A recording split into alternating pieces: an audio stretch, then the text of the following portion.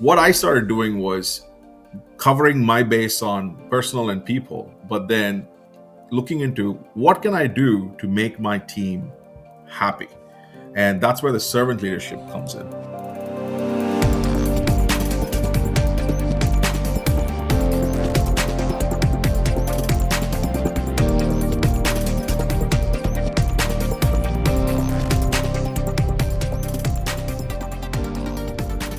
As part of my role as the founder of Better Everyday Studios, I do a lot of potential client outreach. I'm still in the phase of building the company where sales is really 100% founder led. Sometimes these conversations go somewhere for sales, sometimes they don't, and sometimes I get a really amazing and interesting surprise that comes completely out of left field. A few weeks ago, when I jumped on a call with our guest today, Ajay Gnanasekaran, it was one of those surprises. Ajay is currently the Senior Program Director for Battery Workforce Development at Argonne National Labs. He has spent the last decade plus of his life building the exact kind of technical workforce we need to build a better future. He has done this as far away as Vietnam and for companies as large as Panasonic, where he is one of the youngest directors in the company when he led the Strategy and Program Management Office. Today, I am really excited to learn more about his experiences, and not just his experiences leading technical workforces, but leading them in a way that creates a really high performance culture. Now, before we get into that discussion, I do want to remind you that if this is your first time listening to the show, please make sure you subscribe so you never miss a future episode.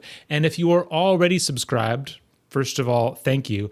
And secondly, I would humbly ask that you share this show with at least one other person who you think might find it interesting. That, after all, is how we grow, and I can't tell you how much it means to me. With that, let's get into the discussion with Ajay. Ajay, how are you doing today? I'm good, Matt. Had a good Christmas, and I think I'm still basking on that week of leftover holidays before we go back to work again next year. So I'm doing really well. Absolutely. This is a good time to do a little bit of reflection, which is actually exactly where I wanted to start, because you had the amazing opportunity to be part of the big build out, especially of the workforce around the Gigafactory, Tesla's Gigafactory in Reno, Nevada. I remember a funny story that I once heard where, maybe this is apocryphal, but Elon was going back and forth with the state of California trying to get approval for some location to build this giant battery factory. And while he's in these endless discussions, he literally gets a text from the mayor of Reno that's like, "The dozers just got on site. We're ready to go. Let's sign the paperwork." But that's amazing. But from a workforce perspective, you build a big factory, like, where are the workers coming from? So I'd love to start there with just kind of what was that experience like building up that factory? It's surreal, right? I, after my grad school, went into aerospace and was in aerospace for almost a decade and worked in big hangars, right? Like, I've been to Boeing's and I worked for Gulfstream, and you have big hangars and you sort of become snarky about, yeah, I've seen some big structures. And the first time I interviewed with Panasonic at Reno, the talent acquisition manager at that time was like, "Hey, bring your walking shoes, and you're going to be like kind of coming into this building. It's going to be huge." And I was like, "Yeah, whatever. I think I've seen big stuff." Yeah, and then I've seen hangars. I pull up, and my perspective shifts completely. This is massive. Nothing I've ever seen. And it was close to like 5.5 million square feet on the overall size, and it was just insane, right? So when I took over this role, what I started learning was, end of the day, when you run such a big manufacturing company, your KPI becomes two things: it's time and people. And if you mess up on either one of them, you're going to completely impact your business. And what we also found out was, when you are pumping out cells in that quantity, Panasonic at that time was making close to 5.5 million cells a day, which is, for me, coming from low volume, high precision manufacturing, was just mind blowing. Because how do you make sure the inventory is okay? How do you make sure that you take care of the scraps, etc., right? And it is people. So you have to have top-notch processes. You need to have top-notch people. And it has to go hand in hand. And training workforce becomes an integral aspect of it. You have to have some sort of culture that holds together. And I think especially in that situation, because so often, I think it's often said that when if you're trying to create, bring in new talent or create new talent in your organization, you can build it or you can buy it. I Right. would say most industries, most companies are heavily indexed on the buy it. We're just going to go higher. But this was a situation where maybe there's no one to hire, right? Like how what was kind of the process of thinking through, because this is kind of what you're doing today, of thinking through like, where is this workforce going to come from? What are the gaps that we're going to need to close? Like what was that process like? How do you even think through that? So I think it's a combination of both, right? And honestly, when you run an operation that big with 3,600 people, 24/7, 365, you have to do both. You have to train workers at the same time, figure out new pipelines, and you have to be extremely creative about it, right? In Nevada, we used to joke about how we used to bring in blackjack dealers to become electrode operators, Yeah. and how do you do that? There's no sort of like written process for that, right? And the problem we at that time Panasonic was facing was you would bring all these workers in, so the pipeline starts, they would come in, and within a week they would start leaving. So you wouldn't know why they're leaving. Oh, So wow. attrition becomes a big problem then. Yeah. So then you go into understanding. So I was the director of programs and strategy, and one of my team members dedicated himself to essentially help the talent acquisition team to do a understanding of like why are these people leaving and how can we control this attrition. And he was really successful in understanding really small nuances, right? Language barriers, right? People would come Mm, in thinking that, hey, I can do this, but language is a problem. Number two, PPE. So when they like put on papiers or they have to wear like masks and things like that, people sometimes don't want to do that. They feel claustrophobic. So that's a huge reason. Number three, they have no idea what industry this is. They see Panasonic, they see a solid job, and they come in, they don't even know what industry it is. So that's a big problem. They come in and they yeah. see these almost a mile long electrode, machine, and they go, "Oh, this is too advanced for me. I don't want to do this." So that's a problem. So how do you take all these problems, take them to the earlier of a value chain and address it so that when you put that as a filter, the pipeline becomes more refined. So people coming in are not leaving out. So that's the Yeah. way you look at it. And technical education for that is very important because you need to sort of understand what battery 101 is before you come work in a process making batteries. Yeah. That's really interesting, especially that point about, kind of, I'm sure some of it's a language barrier and also that understanding of the industry, because we, especially manufacturing in general in the United States has been just on the decline for so long. The Absolutely. only way to build it back up is to bring in these non-traditional people, but it's making those non-traditional people, nobody likes to feel like they don't know what's going on. Right. Nobody likes to feel like they're unsure or don't understand their environment. And so if you don't kind of instantly give them that juice of, we're here to welcome you, we're here to explain this from the ground level, yeah, they're going to feel out of sorts. How did, when you Absolutely. mentioned kind of the battery 101, was a lot of that just adjusting kind of like the onboarding process? Is that kind of where a lot of it went to? Yeah, one of the things I would say is Panasonic probably was one of the best companies I worked for from a culture standpoint, right? They took things seriously about making everybody feel at home, talking to everybody with curiosity, servant leadership. All of that was taken very seriously. And they essentially would figure out ways to come up with, like, hey, can we set up a pathway program with a local community college where if they Yeah. feel that they want to get ready and then come in here, they can go to this community college pathway program and then they kind of route into it, sort of like an apprenticeship program. So things like that they would do. And they actually built a big lab right now, if I'm not wrong. They had with Truckee Meadow in Nevada, and Mm. same thing in Kansas as well. So Panasonic did a pretty good job about kind of understanding what people needed and then giving that to them. And after a certain point, technical education is important, but then you start becoming supervisors, managers. How do you lead people? Because that's Yeah. something that sometimes people don't have experience in, right? First time Yeah. managers. Yeah. It was like the war, right? Like, somebody falls and then suddenly this, person is given the gun and be like, yeah, you're in charge of this. And they don't have an idea. So how do you, in that Yeah. time, be quick turnaround? So they gave a lot of leadership coaching on that, and high performance culture was one of those biggest. How do I say, a template that they used, and it was very helpful for a lot of reasons, right? For somebody like, one of my favorites was used to be called as respectful courage. A first time manager coming in, trying to push back on an idea or a statement made by a leader. Most of the time, I used to struggle with that because I've always been in a shoe of like being a young manager, having to be with my peer who's much more experienced than me, but I would want to give up my idea. So, respectful courage helps that person to say, I hear you, but I want to respectfully push back, and this is what I suggest. And I think that element helps people to listen, right? And then also, kind of, if you're wanting to deal with somebody who is not performing well or not doing the right thing, you have something called as an accountability dial, which essentially has different stages. And each and every Mm. stage is like, the first stage is just mentioning, the second stage is kind of making a point.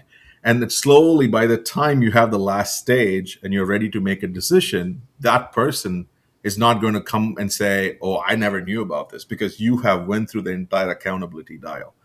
Yeah. And so things like these were very helpful. One of my Yeah. favorites was control, influence, and gravity. Right, that was one thing which I still use in my day-to-day life.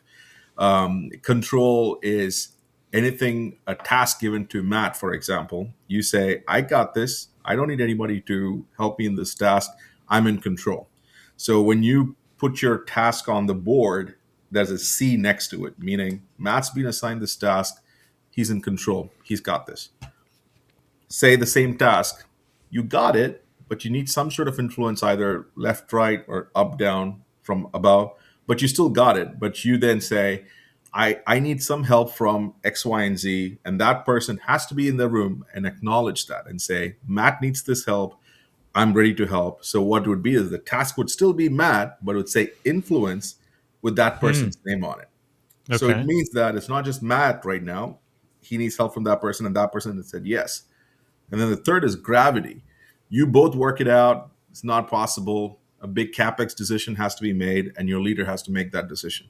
So at that Yeah. point, the leader says, don't worry about it. You don't wake up and worry about gravity. So throw it onto them, put a gravity there, and they're in charge. And the cool part about it is, whichever tier this thing happens, maybe it might be happening in one of the processes in production, and the gravity says the president, Alan Swan's name, for example, at that time. He would show up to the meeting and give his response. Interesting. So that tiered approach helped people to be accountable throughout the spectrum. And I thought that was phenomenal. That was a huge learning experience for me. And that taught me how I can use that for leading big teams. I really like, man. There's so many things I want to bring up here, but let me stay right on this point because I really like it because I did a podcast a few weeks ago. It was kind of around this idea where I felt like the vast majority of problems that I have experienced in Mm-hmm. large organizations, the things that are actually making my life more difficult, they were all problems that were either above everyone's pay grade or that were both above everyone's pay grade and below everyone's pay grade. Like Yeah, anybody who cared didn't have the authority to do anything about it. 100%. And anybody who had the authority to do anything about it Didn't care about didn't it. care. And it really sounds like this three-tier approach is meant to tackle that exact problem. Is Absolutely. that right? 100%, right? Because if you look at it in any manufacturing organization, right, aerospace, supply chain, I worked, your stage is supposed to be two tiers essentially. Should be operation and innovation, right? Operation is supposed to be your daily drumbeat. Low risk, low governance should be happening. Yeah. Innovation is going to be high risk, high governance, but that's setting your thought leadership for your company. But Yeah. what happens in manufacturing if you don't have the right setup of your leadership, as a midterm life cycles pops up, which is called the escalation. And what happens most of the time, if you don't have the right process, escalation creates a vortex. It picks up people from innovation, it picks up people from operation. And everybody is firefighting constantly. No work that gets done in operation, no work that gets done in innovation. It's pure firefighting all the time. And you would see that in a lot of supply chain organizations, especially with procurement. They wouldn't have a good ERP system, right? And they would all try to buy out of Excel. And then you're chasing parts. Your production is always delayed. So it just creates pandemonium. So I always go from ground up and say, all right, for this organization to run, what are the processes? What do we map? And then based on that, you train your team to kind of keep their eye in the game. Anything which is not on the eye in the game is non-value add. Don't do it. Let's shoot it. And that's where I always felt that the high performance culture was very, very cool in terms of what it had in terms of templates and the teachings of leadership. So these different, like these three examples that you gave of kind of respectful courage and the control, influence, gravity, were those all aspects of a defined high performance culture within Panasonic? Because that's kind of what it was. Okay, they had their own culture, and I don't remember. I think there's some changes that has happened since I've left, but it was very much taught from day one, and in every meeting. And that's another thing that I really wanted to harp on that I really love, is because kind of, as you said, you know, there's one thing about finding talent and bringing it in, but then in any growing organization where you're trying to do a lot, there's a lot of spot promotions, you're pushing people forward, and then all of a sudden people don't know what to do. And I think we run into the challenge of, in all things in life, I think there's three levels of understanding. There's, I don't know the rules. I know the rules and I can follow them. And then there's, I know the reason for the rules and kind of like can operate beyond them, right? Like those are like the three levels. And the challenge is that in so many organizations, the people who move up really quickly, who are the founders, who are really successful, for some reason, they kind of started at level 3. Like they picked up something in their life. This is like Michael Jordan level basketball players, right? Like it just makes sense to them. Right. But for whatever reason, they never needed like firm rules of how to operate. Right. And so then the challenge is that because that's where the majority of like the really high performing leaders come from, they don't see the need to write down clear rules. Absolutely. And so then when there's people who don't start at level 3, who are like coming up and they didn't get it from osmosis from their parents or from their environment or school or whatever it was, they never got those basic instructions. And so we promote them and there's like nothing, and they don't know what to do, and they're just kind of trying to piece it together. And the best organizations are the ones that take a minute to clearly define things, knowing, you know, when you talked about respectful courage, there was very clear language that you used. And it like reminded me of, in just about every active listening training or seminar or workshop that I've ever been to, they'll do something like, you know, somebody talks to you and you always respond back, so what I hear you saying is, and those rules, that seems really forced. It seems maybe not fully genuine, because who actually ever talks like that? Yeah. But the intention isn't for you to talk like that forever. Exactly. The intention is, while you're learning the rules, to use those as the rules until you figure out your own language and you can move beyond the rules. Exactly. Right? But if you don't have those rules in place, then there's nowhere for people to start. Absolutely not. And I want you to let you finish the question, and I'll answer it. No, okay. please, yeah, go. But the thing with what you just said, it 100% makes sense, right? Because I've worked for large organizations, I've worked for small organizations, and what small organizations struggle with is people and extra hands to build a set of rules that can help all of them operate in that level so that they all can grow together. So most of the small operations fizzle out or stay in that level because That's the way they can operate. It's always constant pandemonium, right? And when you go to large organizations, I worked in large organizations where it's sometimes too many rules, meaning, Yeah, 100%. Yes. it doesn't allow you to be aerospace. I'll give you a biggest example. You cannot be avant-garde. You cannot be fancy.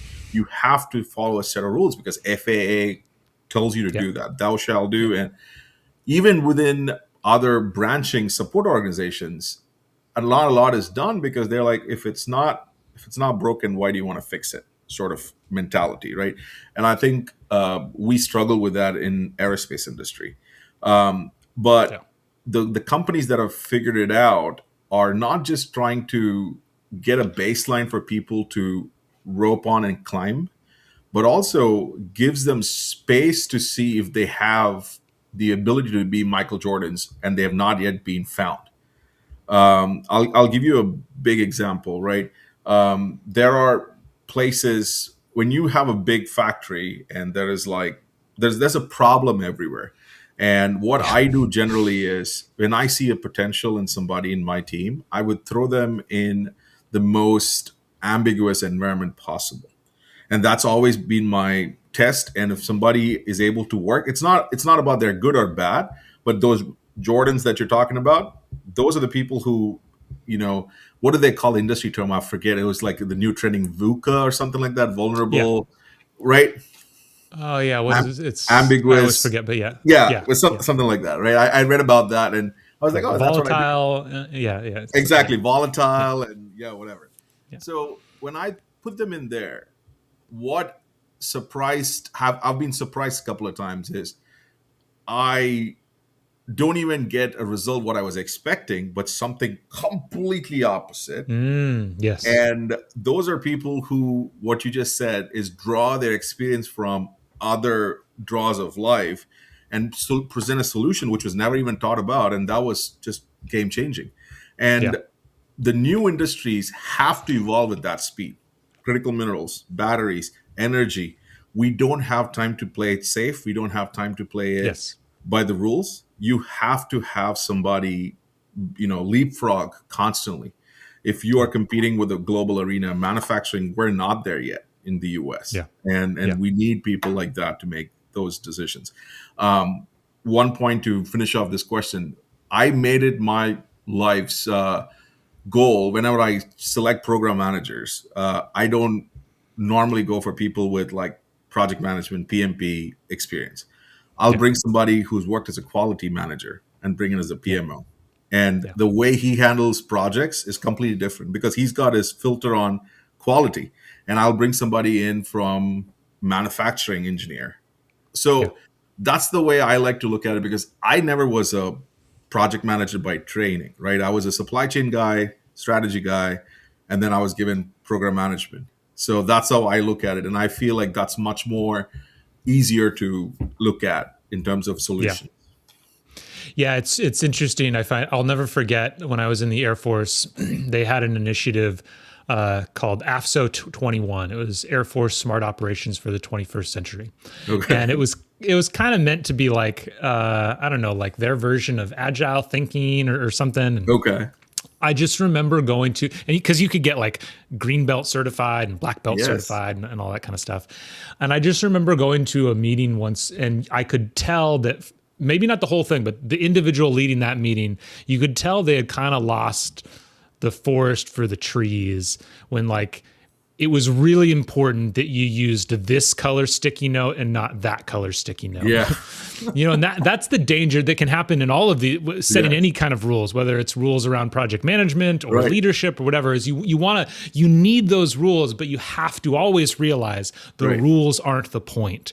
Like Right. there's some outcome that's the point, and leave room for that. Yeah, it's really Absolutely. 100%. really important. So as you just said, there's so many of these critical industries that we're really pushing really hard right now in the US, and we kind of can't afford to do things the way they've always been done. So we need new people. We need people who can move forward quickly. Speaking, I'd love to, from your experience then, being someone who moved forward really quickly, who was put in situations where, you're leading people who have more experience than you. Like, what were some of the biggest challenges that you remember facing early in your people management career, and how did you tackle those? Absolutely. I mean, that's always, I tell this story to everybody. And I made people manager when I was 26 years old. Okay. And I mean, it's in manufacturing, it's kind of sometimes not that much you would see. That's not common in manufacturing, Yeah. especially in the Yeah. South, right? So um, I took over this team and I had people whose experience was as old as me. And I even had a lady who reminded it by saying, "Oh, I got shoes older than you." And I took that as a sense of, oh, she's being nice. And the way I looked at it is, one of my biggest, earliest teachings was from my mentor, Tom Ardito, who I would say most of my leadership skills come from his school of teachings. And one of the things he would say is results equals leadership. That's it. You can be a great Yes. speaker, you can be whatever the grade, all of that are adjectives. End of the day, results equals leadership. So what I said was, okay, so if they put me in charge of this team, I need to be in a position where I cover three things: personal leadership, people leadership, and thought leadership. Those are the three things. I show up, I do my task, I do it so well that people start resonating on my frequency. So I cover the people leadership standpoint, because being a manager is easy, being a leader is different, right? Sure. I can delegate tasks to anybody and say the boss needs it by this time, and most of them get by doing that. But being a people leader, that's the change, right? So what I started doing was covering my base on personal and people, but then looking into what can I do to make my team happy. And that's where the servant leadership comes in. And servant leadership is something that I learned through trial and error. I didn't know it was called servant leadership at that time. I was not educated on leadership as much as I am right now. So all I did was, if they win, it's our victory, and if they lose, it's my loss. There you So go. keeping that Yeah. template in, I started doing it. And Yeah. one of the biggest challenges was, I think we're trying to win an Airbus award. And I don't know if you worked with Airbus or any of these big OEMs. They have these requirements called as the GRES. It's called General Requirements for Equipment Suppliers or something like that. You would age dog years reading that document. And that was my first challenge. Our company at that time was just an early startup, which was just purchased by another big company. And we had to get compliant with GRES for us to win that award. And I had Mm-hmm. to do that within like 8, 9 months. And the way I had to do it, that gave me the experience. So always try to look from people's perspective. Why should they listen to you? What do you have to say I that love that. I helps love them that. to listen to you? It either must be kind or it must be more thoughtful. If you don't have thoughtfulness on your side, at least be kind to start with, Yeah. and you will learn from them a lot. I've literally been, I worked with a lady who was in her 70s at that time, and she was the best procurement agent for leather. We were building aircraft seats, and she would like take me in the car to the, I was technically her boss, but she would like take me to the supplier, teach me everything about leather procurement. And things like that happens Yeah. because I wasn't thoughtful at that time, but I was very kind. I was asking her for help, and that Yeah. always goes a long way. If you don't have anything intelligent to say, just listen. I listened a lot. I always say if I could have a billboard that every manager could see with one phrase on it, it would say, "Just stop talking." Talking, exactly. Especially new managers. We just want, you're trying to prove your worth, prove you're Yes. supposed to be in this role, Yes. and all you're doing is digging yourself a big hole. Yes. But I love that question that you asked of why should they listen to you? Like Yes. why? And having an honest answer to that question Yes. goes a really long way. Awesome. Ajay, well, this has been fantastic. I'm really glad we took the time to sit down and chat. I'm sure there's endless stories from the build out of Panasonic and Gigafactory and everything. But this has been really great. I think we've gotten some really good nuggets that people can pull on, because there's just so much happening in manufacturing right now. Right. There's so much explosive growth. We're focusing a lot on the technology side and the funding side, but we need to focus on that people side as well. Absolutely. If we want to make sure we're hitting these goals that we have. Absolutely. And just to round that off, I work with all sorts of pipelines right now, right? I have, future pipelines, which are students who are in school, and then emerging with people coming out of colleges, and then current workforce, which is, reskill, upskill. We as a country, just overall lack in like the technical leadership and training. So doesn't matter if it's aerospace, shipbuilding, critical minerals. There is a set of curriculum that we can provide and we can coach. And I think everybody needs to look at it right now, because that's the biggest problem. And we need to get that really soon into the young emerging in the future, at least, so that we're able to withstand the competition. Yeah. Awesome. Well, thank you so much, Ajay. I really look forward to chatting with you again soon. Absolutely. Thanks, man. Appreciate it.